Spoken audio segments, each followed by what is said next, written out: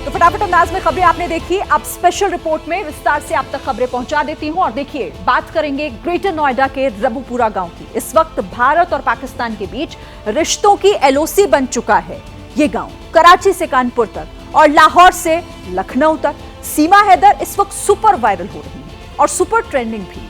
सीमा पर सस्पेंस कायम है, एक तरफ जांच भी हो रही है, लेकिन सीमा की वजह से यह सच फिर सामने आ गया कि हिंदुस्तान और पाकिस्तान में जमीन आसमान का फर्क है जो कभी भी नहीं मिट सकता है। पाकिस्तान रहने के लिए नर्क है और भारत प्यार और रिश्तों की वो जमीन है जहां आकर जन्नत सा सुकून मिलता है। आज सीमा हैदर की जुबानी सुनिए। भारत और पाकिस्तान के बीच सबसे बड़ा फर्क क्या है? शब्द सीमा के होंगे लेकिन सबूत खुद पाकिस्तान देगा। मेरा यहाँ जीवन है, वहाँ मेरी मौत है। मेरा यहाँ जीवन है, वहाँ मेरी मौत है। ये उस पाकिस्तानी की जुबान है जिसने 20 साल जिन्नालैंड में गुजारे हैं। इन 20 सालों में सीमा हैदर ने पाकिस्तान के कट्टर समाज और विषैली विचारधारा के अनगिनत उदाहरण देखे। यही वजह है कि आज सीमा हैदर को पाकिस्तान के नाम से भी डर लगता है।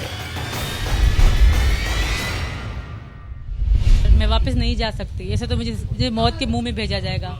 मैं यहाँ उम्मीद लेके आई हूँ, मैं यहाँ जीने के लिए आई हूँ। पाकिस्तान की ओर सीमा पलटकर भी नहीं देखना चाहती। सीमा ने पाकिस्तान के कट्टर कैरेक्टर के बारे में जो कुछ कहा है उसे पाकिस्तान से आई ताजा तस्वीरें सच साबित करेंगी। हम कुछ नहीं कहेंगे, आज गवाही कैमरे पर खुद पाकिस्तानी देंगे। जिन्नालैंड की आवाम खुद पाकिस्तान की धज्जियां उड़ाएगी।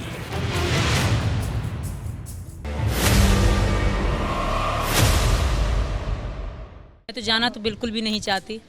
मुझे वजह सबको पता है, आप धमकियां सुन चुके होंगे। मेरा वहाँ फ्यूचर नहीं है, तब मौत है बस। एबीपी न्यूज के कैमरे पर सीमा हैदर सिसकियां भरते हुए कह रही है पाकिस्तान में उनके लिए सिर्फ मौत है। अब सीमा की इस गवाही को पाकिस्तान से आई इस तस्वीर से मैच करिए।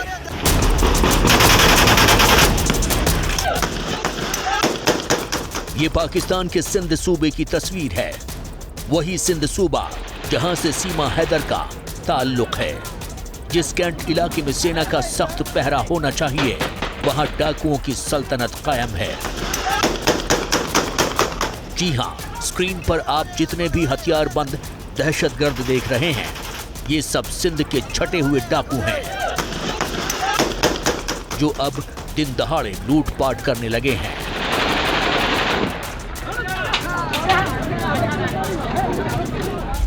सिंध की पुलिस तो छोड़िए, कासिम मुनीर की फौज की हैसियत नहीं है कि इन डाकुओं को वो हाथ भी लगा सके। अब जरा सोचिए कि जहां गली मोहल्ले में सड़कों पर दिन दहाड़े डाकुओं का लश्कर कोहराम मचाता फिरता हो, वहां एक आम इज्जतदार इंसान कैसे जी पाए? प्लीज मुझे यहाँ रहने दिया जाए। वापसी मेरे लिए मौत के अलावा कुछ भी नहीं है। पाकिस्तान में मेरे लिए कुछ नहीं रखा। आप लोग देखते हो किस तरह गंदे गंदे इल्जाम लगाए जा रहे हैं मुझ पे। क्या मुझे रहने देंगे? सीमा हैदर के ऐसे ही चुभते बयानों से पाकिस्तान की कट्टर ब्रिगेड को हिंदुओं को टारगेट करने का मौका मिल गया। कुछ दिन पहले साउथ सिंध के काशमोर में एक मंदिर पर रॉकेट लॉन्चर से अटैक हुआ था। उसके बाद कराची में हिंदू मंदिरों को निशाना बनाया गया। सनातन धर्म जो हमारा है उसमें ये साफ साफ है कि जहाँ मंदिर होता है वहाँ सिर्फ मंदिर ही रह सकता है, क्योंकि उसकी प्रॉपर हमारे यहाँ धरती माता की पूजा होती है। बिल्कुल बेसिकली हमारे यहाँ पूजा करके स्थापना की जाती है। अगर कोई कहता है कि ये मंदिर की मूर्ति उठाकर हमने उधर रख दी, फिर भी हमारे लिए ये है कि वो जो एरिया है वो मंदिर है और उस पर कोई भी चीज़ आप नहीं बना सकते। प्लस उस जगह पे अभी भी पूजने के लायक है, क्योंकि वहाँ माता का वास है।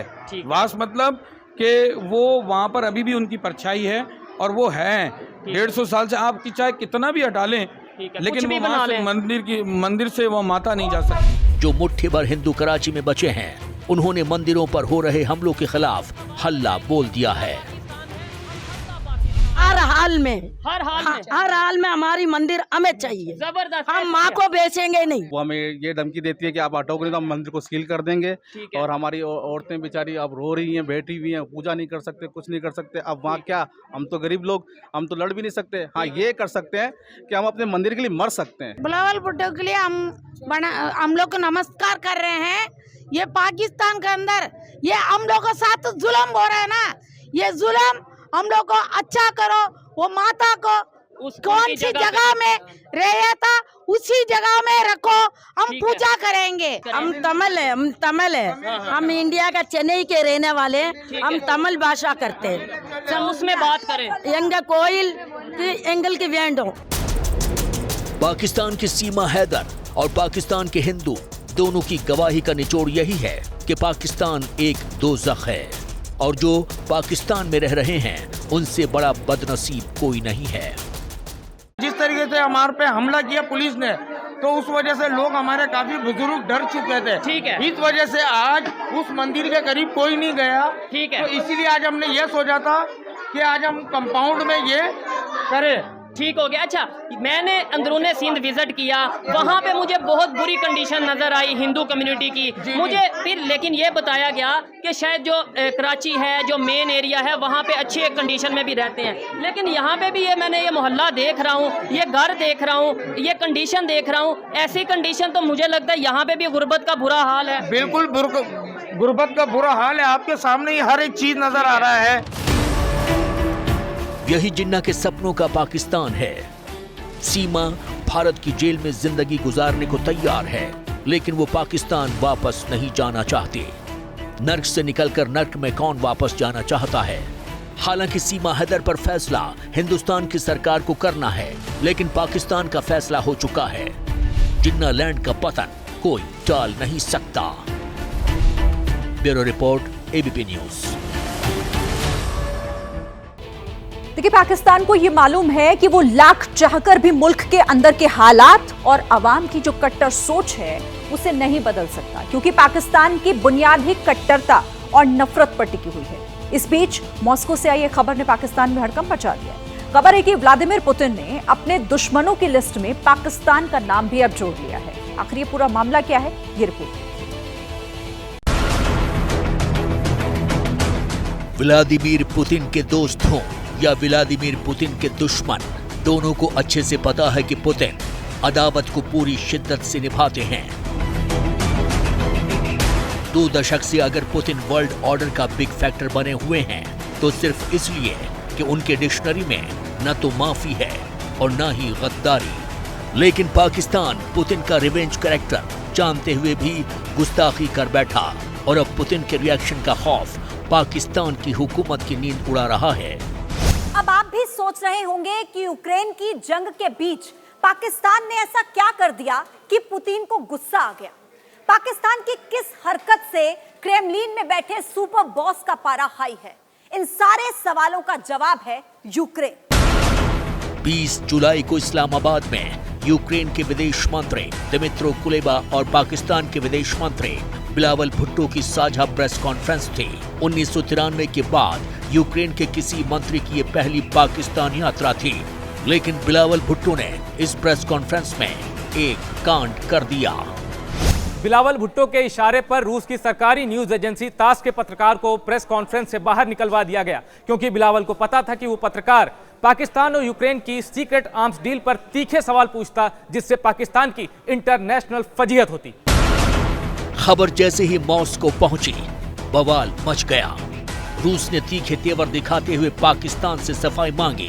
पुतिन का गुस्सा देखकर पाकिस्तान दबाव में आ गया। घबराकर पाकिस्तान ने रूसी पत्रकार को विदेश मंत्रालय में प्रेस कॉन्फ्रेंस में आने की इजाजत दे दी। अगले ही दिन रूसी पत्रकार ने पाकिस्तान की सरकार को शर्मसार कर दिया। रूसी पत्रकार ने पाकिस्तानी विदेश मंत्रालय की प्रवक्ता मुमताज जहरा बलोच से पूछा कि आपने यूक्रेन को अब तक कितनी इंसानी मदद भेजी है? क्या पाकिस्तान ये दरियादिली रूस के युद्ध प्रभावित लोगों के लिए भी दिखाएगा? ये सवाल सुनकर मुमताज जहरा बलोच के मुंह पर ताला लग गया। डिफेंस एक्सपर्ट्स के मुताबिक व्लादिमीर पुतिन की टेबल पर वो फाइल पहुंच चुकी है जिसमें यूक्रेन और पाकिस्तान के सीक्रेट डील के सबूत हैं। मॉस्को को पता है कि पाकिस्तान ने पुतिन की आंखों में धूल झोंककर यूक्रेन की मदद की है। पाकिस्तान का नाम पुतिन ने दुश्मनों की लिस्ट में ऐड कर लिया है। जब मौका मिलेगा सूद समेत हिसाब ले लिया जाएगा। खैर, ये तो थी पाकिस्तान की फ्लॉप विदेश नीति की मिसाल। अब पाकिस्तान की आंतरिक नीति पर भी एक खबर जान लीजिए। शहबाज शरीफ की हुकूमत ने इस्लामाबाद हवाई अड्डे को 15 साल के लिए आउटसोर्स करने का फैसला किया है, क्योंकि पाकिस्तान सरकार के पास इस एयरपोर्ट को चलाने के लिए न तो कौशल बचा है, न ही पैसा। इस्लामाबाद का एयरपोर्ट इंशाल्लाह 15 साल के लिए आउटसोर्स होगा। इंटरनेशनल फाइनेंस कॉरपोरेशन जो वर्ल्ड बैंक की ऑफशूट है, वो हमारी कंसल्टेंट है। 12-13 कंपनीज जो हैं उन्होंने अपना इंटरेस्ट शो किया है। कंपेटिटिव बिडिंग होगी।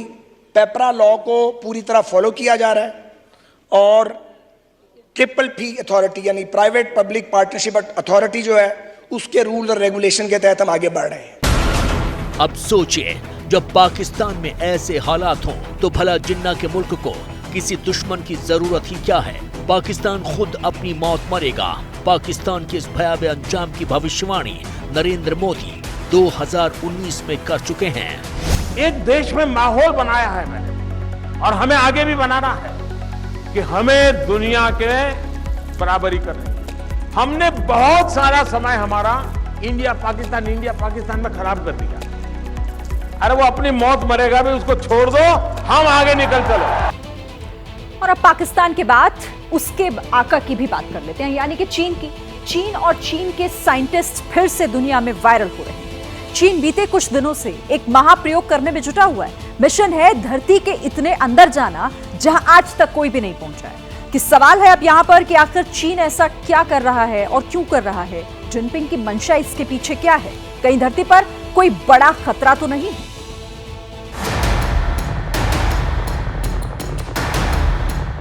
कोरोना विलन चीन का एक नया एक्सपेरिमेंट दुनिया में ट्रेंड कर रहा है। चीन में वैज्ञानिकों की फौज सीक्रेट तरीक धरती के अंदर ड्रिल में जुटी है। लक्ष्य है 10 किलोमीटर तक धरती को ड्रिल करना। शिनजियांग में यह महाप्रयोग शुरू हो चुका है। अब आप सोच रहे होंगे कि आखिर किस सनक में चीन के साइंटिस्ट ऐसा कर रहे हैं। तो चलिए पहले आपको वो दलील देते हैं जो चीन दे रहा है। चीन का कहना है कि वो जमीन के नीचे क्रस्ट की रिसर्च करना चाहता है। वो पता लगाना चाहता है कि क्रस्ट के सबसे आखिरी पार्ट तक पहुंचा जाए जहां अभी तक कोई नहीं पहुंच पाया है। चीनी मीडिया में छपा है कि महा ड्रिलिंग के जरिए चीन अर्थ के कोर का रहस्य डिकोड करना चाहता है, लेकिन ये आधा सच है, क्योंकि चीन बताता कम है और छिपाता ज्यादा है। दरअसल चीन धरती के काफी अंदर छिपे खजाने की खोज में है। ये खजाना खनिज की शक्ल में हो सकता है। चीन इस खजाने को पाकर बेहिसाब पैसा हासिल करना चाहता है ताकि उसका सुपर पावर बनने का ड्रीम पूरा हो सके। शिनजियांग का इलाका खनिज संपदा के लिहाज से बहुत रिच है। चीन को लगता है जमीन के नीचे तेल का विशाल भंडार भी हो सकता है। एक थियरी ये भी है कि चीन धरती में 10 किलोमीटर अंदर घुसकर भूकंप और ज्वालामुखी विस्फोट के बारे में कोई जानकारी जुटाना चाहता है, क्योंकि जमीन के नीचे की परत और चट्टानों का नेचर ये बताने में मददगार हो सकता है कि वहां भूकंप जोन है या नहीं। अगर चीन अपने एक्सपेरिमेंट में सफल रहा तो ये जमीन के अंदर सबसे गहरा गड्ढा होगा।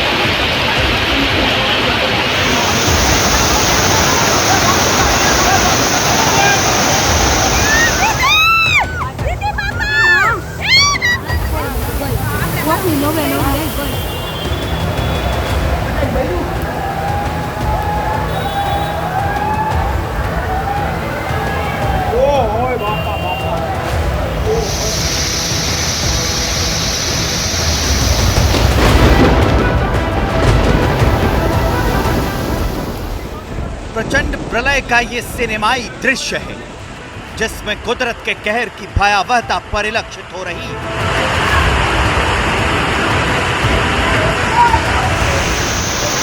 पानी का ये प्रचंड प्रवाह प्राकृतिक विपत्ति की खौफनाक व्याख्या कर रहा है।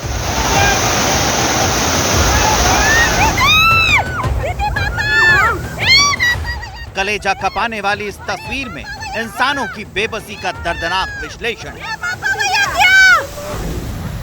आसमानी आफत से करा रहे 11 राज्यों के पानी वाली कहानी को कहां से शुरू करें समझ में नहीं आता। पहले रेगिस्तान का जल तांडव दिखाएं या फिर करगिल का जल विस्फोट दिखाएं।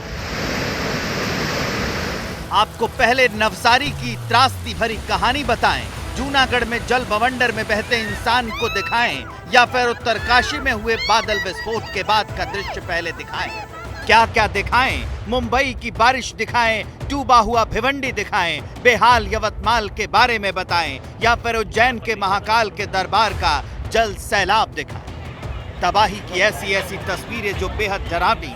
पंजाब में भी ऐसी ही विकट स्थिति, हिमाचल में, उत्तराखंड में, उत्तर प्रदेश में, जहां भी जिसका भी नाम ले लीजिए, कमोबेश हर जगह का दृश्य डरावना है। कहीं पहाड़ दरक रहे हैं, कहीं विश्व वर्षा हो रही है, कहीं नदी का क्रोध अति पर है। कमोबेश हर जगह प्रकृति के प्रचंड प्रकोप की डरावनी विवेचना है।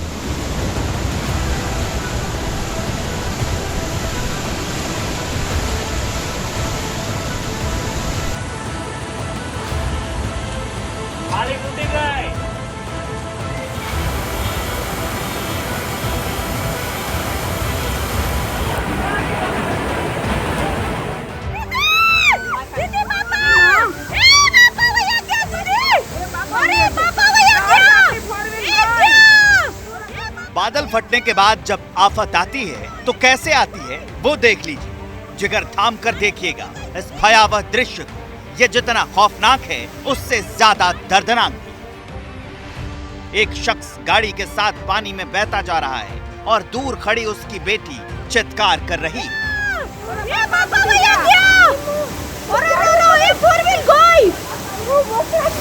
पानी टूटी गई दीदी, पानी। जल तांडव से जूनागढ़ कांप रहा है।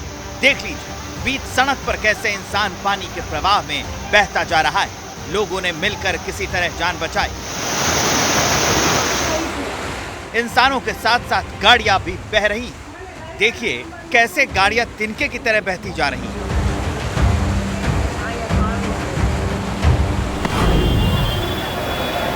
इस सफेद कार ने कैसे जल समाधि ले ली है। लोग देखते रहें, सड़क पर कमर तक पानी।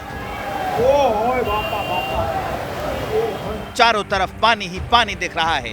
जूनागढ़ में विकराल काल का ये नया और सबसे खौफनाक संस्करण है।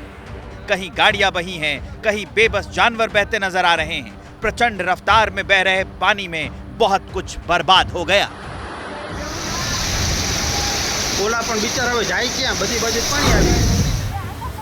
अचानक बादल फटने की वजह से कई लोग पानी में फंस गए। उन्हें बाहर निकालने के लिए बड़े स्तर पर रेस्क्यू ऑपरेशन चलाया गया। जूनागढ़ पब्लिक से एक अपील है कि अब कृपया घर से निकल के बाहर मत आइए। जूनागढ़ की रोड जिस पे अभी पानी भर गया, कहीं पे भी गाड़ी चले वैसी हालत नहीं है। सबसे विनती यही है कि कृपया घर छोड़ के बाहर नहीं आइए।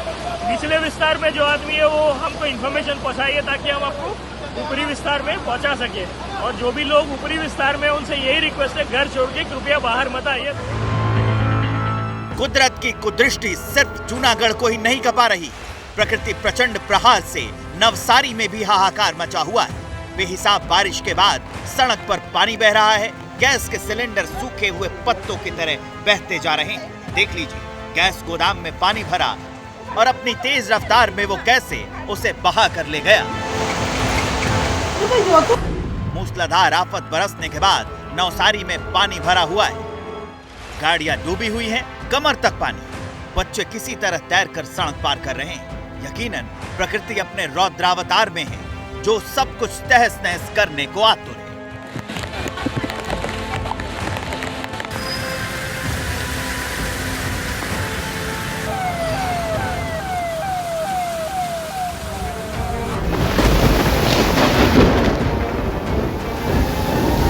गुजरात के दूसरे हिस्सों में कैसे बाढ़ ने तबाही मचाई हुई है, ये आपको विस्तार से बताएंगे, मगर उससे पहले देखिए भयावह दृश्य जो गर्मी उगलने वाले जोधपुर से आया। बाइक के साथ एक शख्स सैलाब में बह गया, लोग देखते रह गए, वो न खुद संभल पाया ना ही बाइक को संभाल पाया।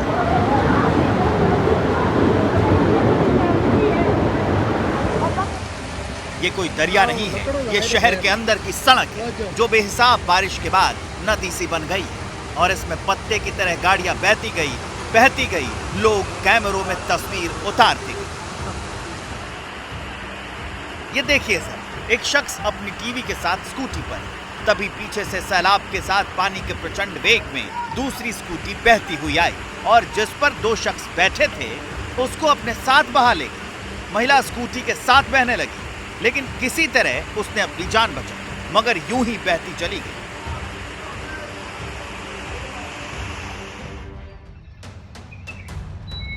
पानी के इस प्रवाह में सिर्फ आदमी या गाड़ियां नहीं बही, इसमें यकीन बह गया, विश्वास बह गया, उम्मीदें बह गई और ये सिर्फ सड़क पर नहीं बही, घर के अंदर भी पानी भरने की वजह से उसमें रखा सामान तैरने लगा।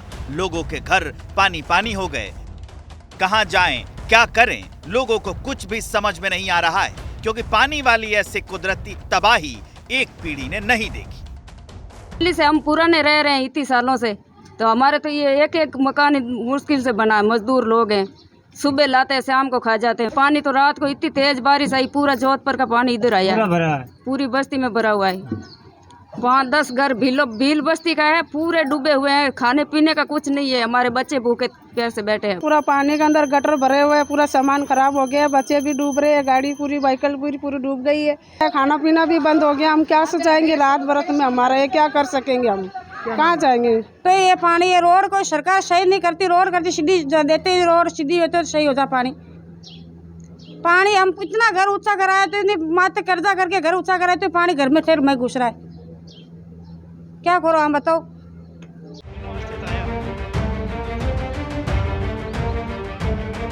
जानते हैं राजस्थान में मानसून के सीजन में अब तक 94% ज्यादा बारिश हो चुकी है और इसका असर शहर शहर दिख रहा है। लेकिन लेह लद्दाख में तो बादल विस्फोट हुआ है, जिससे एक बड़ी आबादी त्राही त्राही कर रही है। फ्लैश फ्लड के बाद पानी का ऐसा उबाल आया कि देखकर सब कांप गए। मिट्टी से सने हुए पानी की रफ्तार डराने वाली है। चढ़ती हुई रात में अचानक से बादल फटा और फिर लेह बाजार के खारदूगला रोड पर सैलाब आ गया।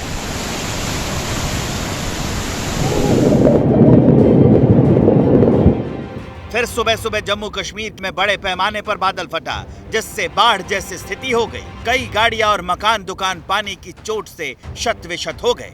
कहीं मिट्टी और कंक्रीट से सना मलबा बह रहा है, कहीं गाड़ियां डूबी हैं। बेहद भयावह तस्वीर है। जम्मू श्रीनगर हाईवे पर मलबा जमा हो गया, दिन भर उसे हटाने में लग गए, क्योंकि पानी और मिट्टी के साथ साथ उसमें पत्थर भी सने हुए थे।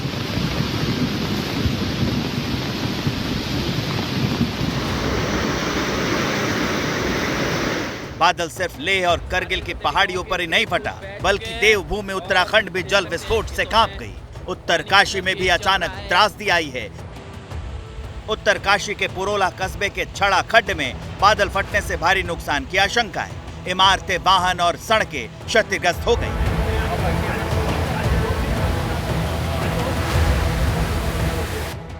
बड़कोट में कहीं मकान धंसा है, कहीं दुकान तबाह हो गए हैं, कहीं बीच सड़क पर ऐसी खौफनाक दरार आई है जिसे देखकर इंसान कांप गए।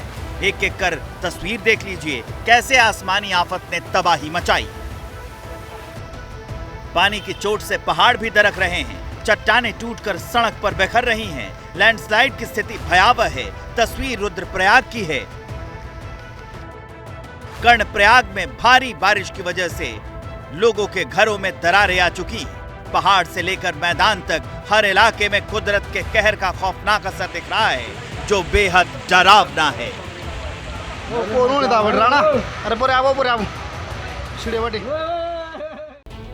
तो जहां बेहिसाब बारिश हुई है, वहां लोग त्राहिमाम कर रहे हैं। महाराष्ट्र में भी हालात विकराल हैं। कई जिलों में विष वर्षा हुई, पालघर, ठाणे, रायगढ़, रत्नागिरी और सिंधुदुर्ग जिलों में ऑरेंज अलर्ट जारी किया गया और आशंका इस बात की है कि 23 जुलाई को आफत की बारिश हो सकती है। मुंबई में येलो अलर्ट है। कुल मिलाकर महाराष्ट्र में वीकेंड भारी पड़ सकता है।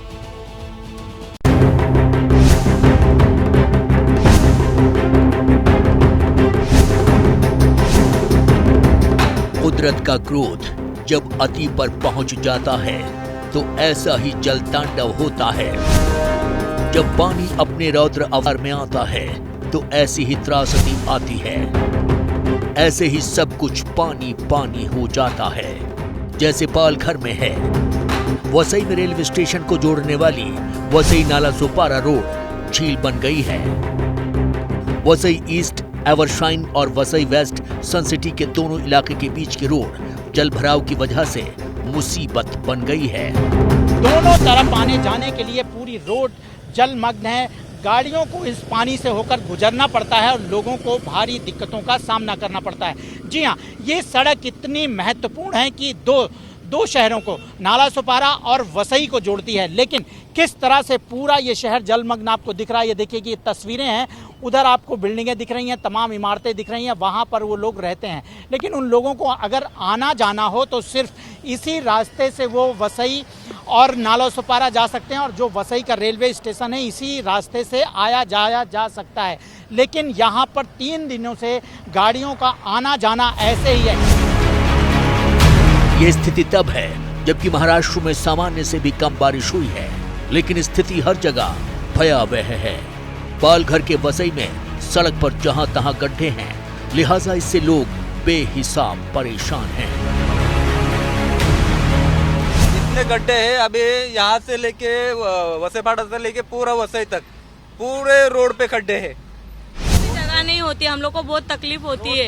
यहाँ पे ध्यान नहीं देते और सब जगह पे खड्डे पड़े हैं, गाड़ी स्लिप मारती है, क्या होता है। तो इतना खड्डा है, देखो ना, हाफ पैंट पहन के गाड़ी चला रहा हूँ। महानगर पालिका वाले रोड बनाने वाले कुछ नहीं करते हैं भाई लोग, खाली टाइम पास करते हैं। आएंगे इधर उधर करेंगे, जो और खड्डा रहेगा और करके चले जाते हैं, ऐसा करते हैं लोग। हर जगह रास्ते पे पूरा खड्डा, घर से निकलो हालत हो जा रही है, परेशान हो गए पूरा। एक तो रास्तों को इसकी वजह आप किस क्या मानते हैं?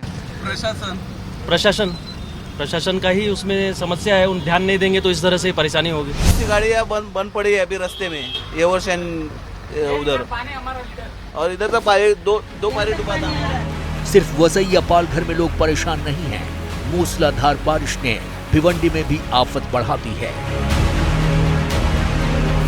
किसी के मकान के अंदर पानी है, कहीं दुकान में पानी है। 4 से 5 फीट तक पानी भरा हुआ है, जो तबाही की नई कहानी लिख रहा है।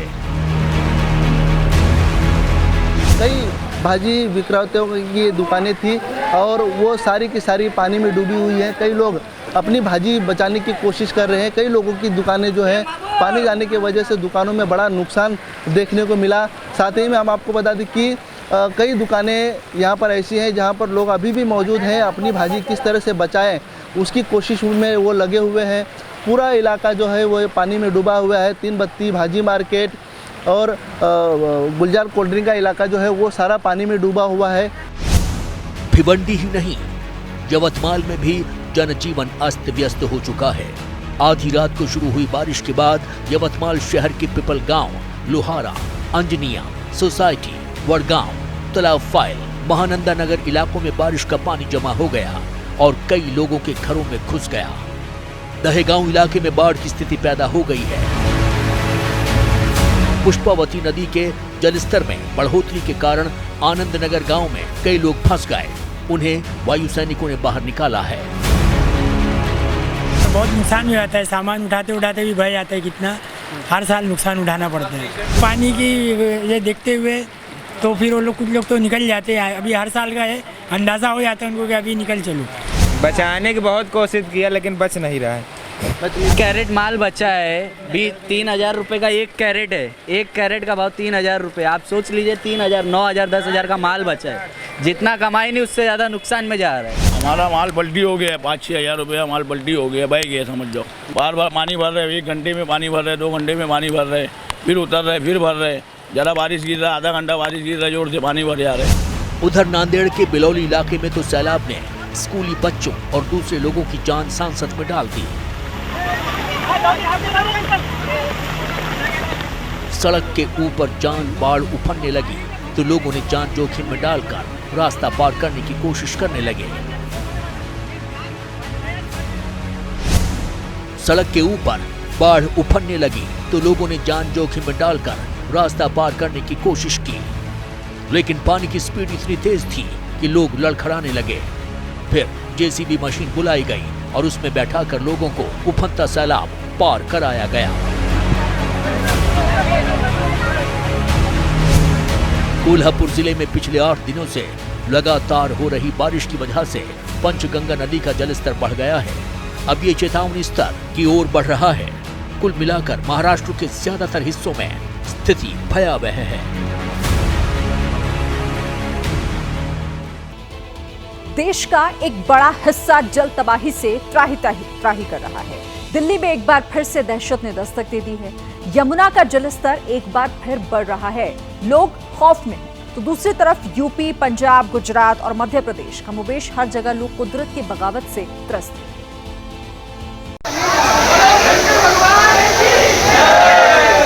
ये महाकाल का दरबार है, जहां मूसलाधार बारिश के बाद पानी कुछ यूं जहरने लगा।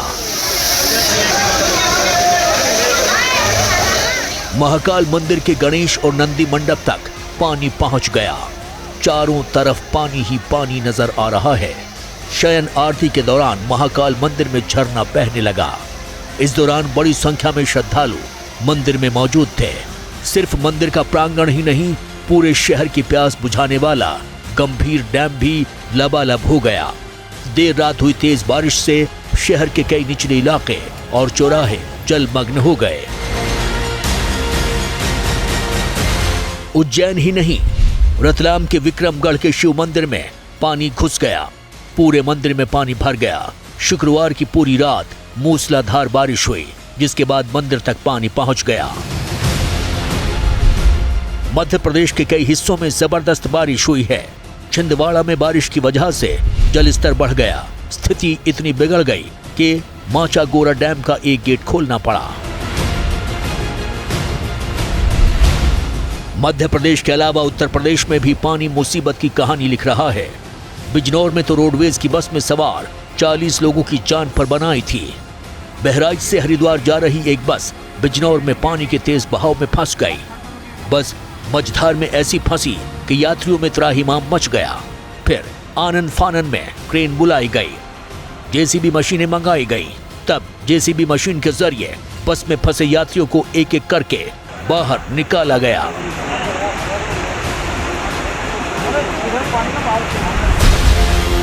पंजाब के कई हिस्सों में जबरदस्त जलभराव है। अमृतसर की ये तस्वीर है, जहां भारी बारिश के बाद दरबार साहिब जाने का रास्ता लबालब भर गया, जिससे श्रद्धालुओं को मुसीबतों का सामना करना पड़ा। आसमानी आफत गुजरात में भी कम नहीं बरसी है। गिर सोमनाथ के मेधपुर गांव में बाढ़ ने जबरदस्त तबाही मचाई है। खेतों में पानी भर जाने से किसानों को भारी नुकसान हुआ है। सिंगदाने की खेती होती है, यानी कि मूंगफली की खेती होती है, और गुजरात में ये बहुत ज़्यादा मात्रा में इसकी खेती की जाती है। लेकिन जब बाढ़ का पानी और बारिश की वजह से यहाँ पानी भरा तो ये पूरे के पूरे खेत जो है वो जलमग्न हो चुके थे। हालांकि अभी तक पानी काफ़ी हद तक निकल चुका है, लेकिन किसानों का ये कहना है कि अब पूरी फसल जो है वो ख़राब हो चुकी है। न सिर्फ इस मूंगफली की खेती की बात करें, बल्कि पीछे की तरफ तस्वीरें आपको दिखाऊंगा तो गन्ने के जो खेत हैं वो भी पूरी तरह से नष्ट हो चुके हैं, खत्म हो चुके हैं, और भारी नुकसान जो है वो इस इलाके में लोगों को झेलना पड़ रहा है। हिमाचल प्रदेश में भी स्थिति खराब है। भारी बारिश ने शिमला जिले के रोहड़ू इलाके का नक्शा ही बिगाड़ दिया है। लैला खड्डू में इतना भीषण सैलाब आया कि सब कुछ तहस नहस कर गया। 3 लोग मलबे में दब गए, जबकि कई गाड़ियों को भी मलबे ने भारी नुकसान पहुंचाया। लेकिन संकट अभी टला नहीं है। मौसम विभाग ने हिमाचल में अगले 3 दिन में भारी बारिश का अलर्ट जारी किया है। चंबा और कुल्लू में भी बारिश ने तबाही मचाई है। जिधर भी नजर डालिए उधर आफत ही आफत है। डराने वाली बात यह है कि दिल्ली में फिर से खतरा कुंडी खटखटाने लगा है। लगातार हथनीकुंड बैराज से यमुना में पानी छोड़ा जा रहा है और ऐसे में यमुना के जल स्तर को बढ़ने का अंदेशा लगाया जा रहा है। इस वक्त यमुना का जल स्तर खतरे के निशान के नीचे है, लेकिन खतरे के निशान के काफ़ी करीब पहुंच चुका है, क्योंकि खतरे का निशान 205.33 है और अभी यमुना का जल स्तर 205.11 है। यानी कि कभी भी यमुना का जल स्तर एक बार फिर से बढ़ जाएगा और दिल्ली वासियों को जो राहत मिली थी, वही दिक्कत, वही परेशानी दिल्ली वासियों के सर पर फिर से मंडरा रहा है। दिल्ली ने अभी अभी राहत की सांस ली थी, लेकिन फिर से दहशत दस्तक देने के लिए बेचैन है। कुल मिलाकर स्थिति अच्छी नहीं है। प्रकृति के प्रहार से हाहाकार मचा हुआ है। कई राज्यों में अगले 24 घंटे में जबरदस्त बारिश की आशंका है। ऐसे में स्थिति और ज्यादा बिगड़ने का डर सता रहा है। पत्रकारिता कोई इमोशन नहीं है, ना अपना कोई ज्ञान देना है और ना कोई विचार थोपना है। पत्रकारिता क्या है? पत्रकारिता का मतलब है सही जानकारी इकट्ठा करना और तथ्य बताना। पत्रकारिता आज जितने महत्वपूर्ण दौर में है, शायद पहले नहीं थी। इस दौर से निकलने के लिए सिर्फ सच दिखाने की जरूरत है, वो सच जो आपके हित को आगे रखे। इसलिए अब रात 9 बजे प्राइम टाइम नहीं होगा, ये आपका टाइम है। जगविंदर पटियाल के साथ देखिए पब्लिक इंटरेस्ट 17 जुलाई से सोमवार से शुक्रवार रात 9 बजे सिर्फ एबीपी न्यूज पर। एबीपी न्यूज आपको रखे आगे।